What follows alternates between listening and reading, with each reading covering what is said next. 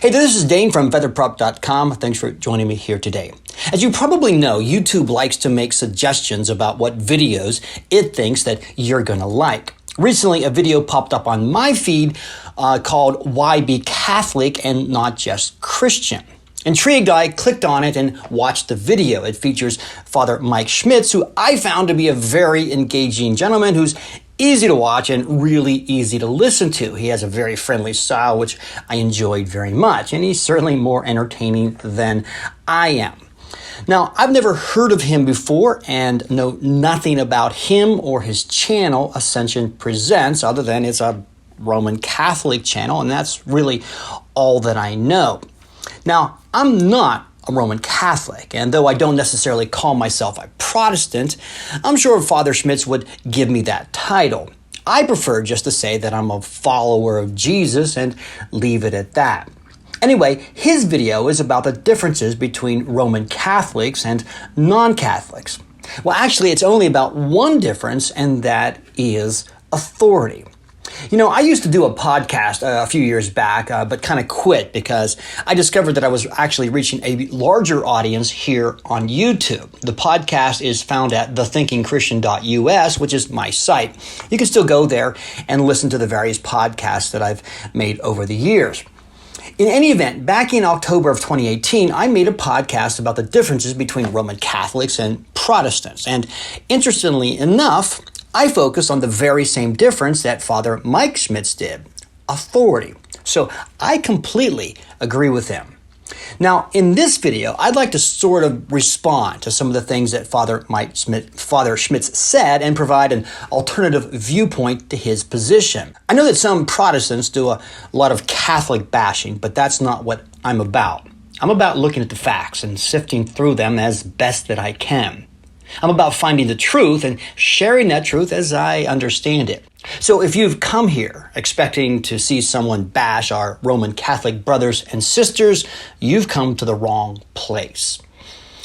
All right, so let's talk about authority. Now, I'll cut to the chase here and just tell you that Father Schmitz, as all Roman Catholics, believe that Jesus gave Peter special authority in Matthew 16. Roman Catholics believe that Jesus handed Peter that authority, and that authority has been handed down and preserved to this day in the Roman Catholic papacy.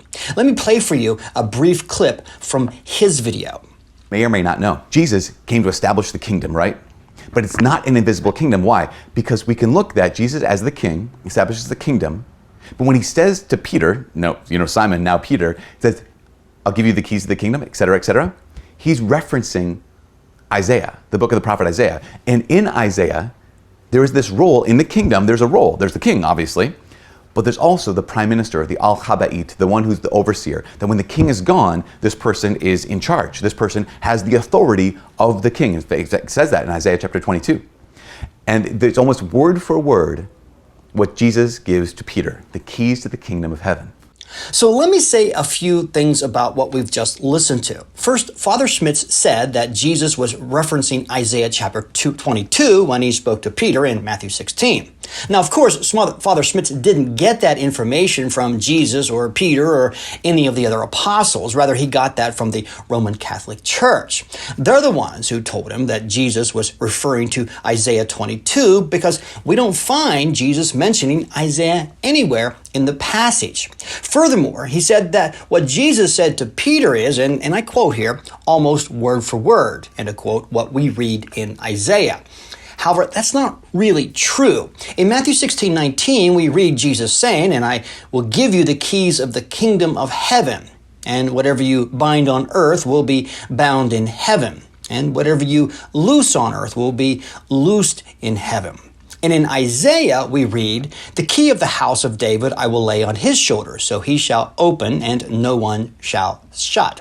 Now, as you can see, these two passages are a far cry from a word-for-word repetition of the other. Both passages contain the word key, but that's about the only thing that's the same. There are at least as many differences as there are similarities. But you see, that's really not the issue here.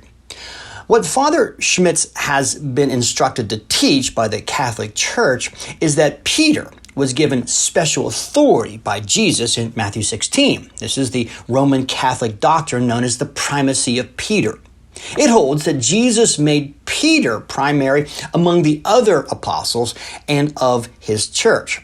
Now, before I comment on that, let me point out that in two chapters later in Matthew 18, Jesus seemed to give similar authority to all of his disciples, or all the apostles, when he said nearly word for word in Matthew 18, I say to you, whatever you bind on earth will be bound in heaven, and whatever you loose on earth will be loosed in heaven.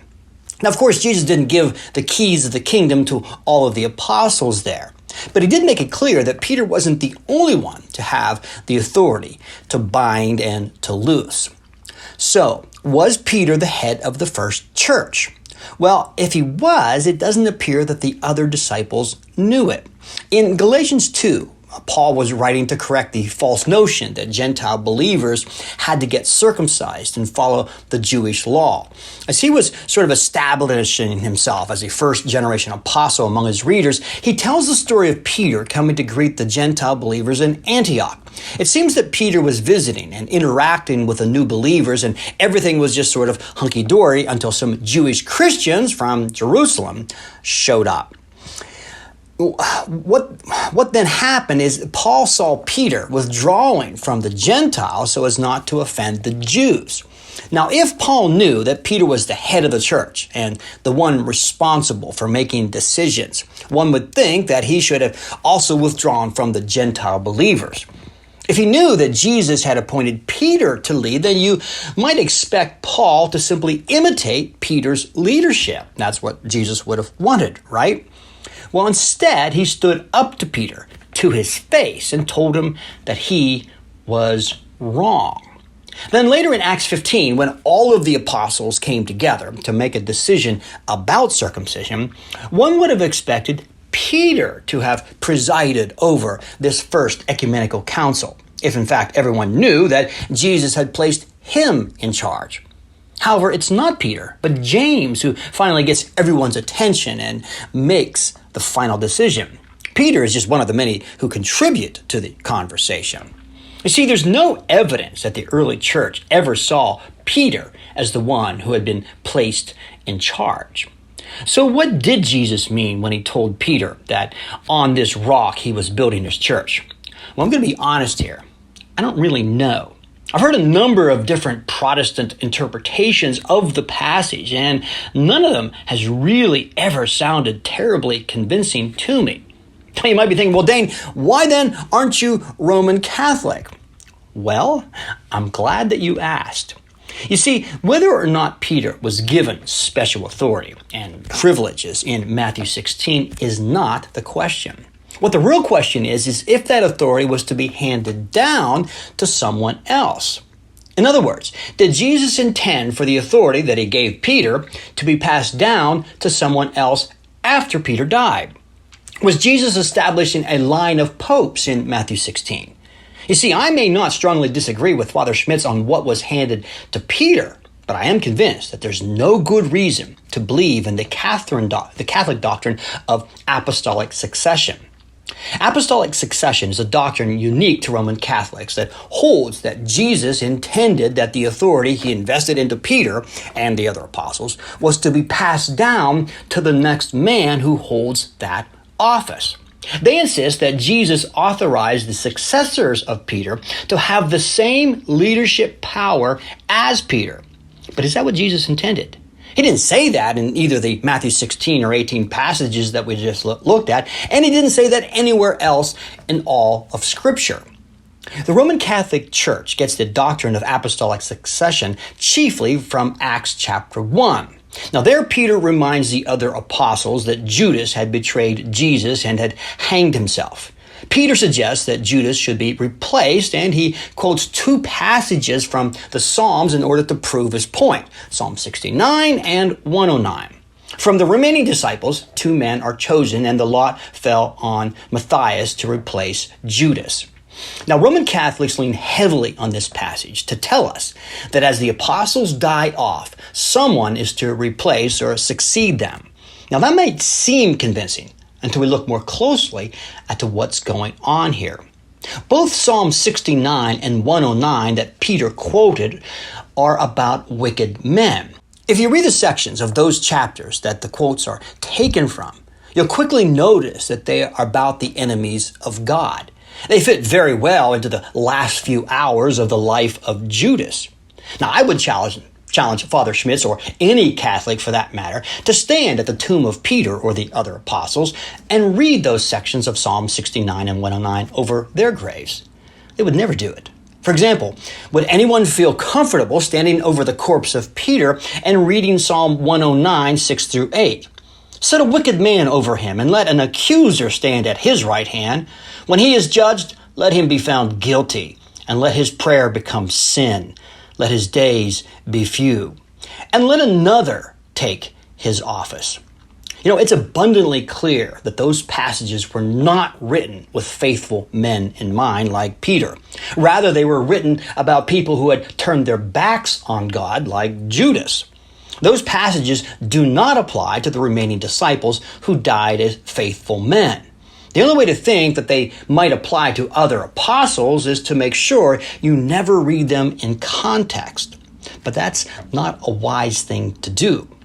In Acts 12, James, the brother of John, was martyred. Yet we read of no church council meeting to replace him. No one reads from Psalm 69 or 109 because those passages would be an insult to James. He died a faithful follower of Jesus. There's no need to replace him. He wasn't a wicked man who had become apostate.